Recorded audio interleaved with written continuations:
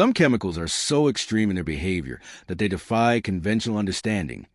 Substances so toxic, explosive, or corrosive that even a few milligrams or drops can result in catastrophic consequences. One of the most infamous of these is chlorine trifluoride, ClF₃, a colorless, reactive gas once investigated by Nazi Germany as a potential incendiary weapon. Unlike most oxidizers, ClF₃ doesn't need oxygen to burn things. It ignites materials like asbestos, glass, and even sand. When it contacts water, it reacts explosively, releasing toxic gases. Its sheer aggressiveness makes it nearly impossible to handle safely. Even modern labs stored in special containers lined with inert metals like nickel. ClF₃'s ability to chemically incinerate almost anything makes it a symbol of ultimate chemical reactivity. If ClF₃ is nature's flamethrower, Azidoazide Azide, C₂N₁₄, is its most unstable landmine. This high nitrogen compound is so explosive that it can detonate from the slightest touch, static charge, or even sudden temperature shifts. Azidoazide Azide isn't just explosive. It's hypersensitive to everything, including light vibration and air pressure. Its structure is loaded with nitrogen bonds that are energetically unstable, and breaking them releases massive energy.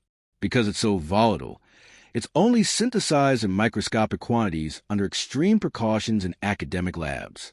No one would ever consider storing or transporting it in bulk. It's essentially a molecular bomb waiting to go off. Equally terrifying, but for different reasons, is dimethylcadmium, a volatile organometallic liquid that is both explosively reactive and lethally toxic. It evaporates easily, and its vapors are absorbed to the lungs, causing irreversible damage to the kidneys, liver, and especially the lungs, leading to delayed but certain death. On top of its toxicity, dimethylcadmium also reacts violently with air and water, increasing the risk of fire or explosion during handling. It was once considered for use in semiconductor manufacturing, but its lethality was so profound that it has been almost completely abandoned in practice. Even tiny exposures can be fatal, making it one of the deadliest synthetic chemicals ever created. Not all dangers come from flames and explosions. Some come from a nose. Thioacetone, an organosulfur compound, holds the title of the worst-smelling chemical known to science.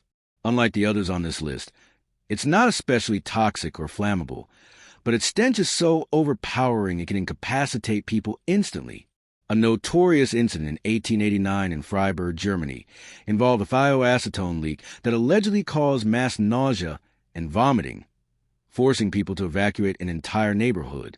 Chemists exposed to even tiny quantities have described it as being worse than raw sewage mixed with rotting flesh and garlic, except more intense. It's been described as a chemical weapon of the nose. Finally, there's fluoroantimonic acid, HSBF6, the most corrosive acid known to humanity. It is over 10 quadrillion times stronger than sulfuric acid and is capable of dissolving nearly anything, including glass, skin, and many metals. It's made by mixing hydrogen fluoride with antimony pentafluoride, creating a superacid that can protonate even hydrocarbons, substances normally considered stable. Handling it requires special Teflon or polymer containers because it eats through almost everything else. Despite its potency, it has limited practical use due to the extreme danger involved. Just being near an open container can result in severe chemical burns from inhaled vapors alone.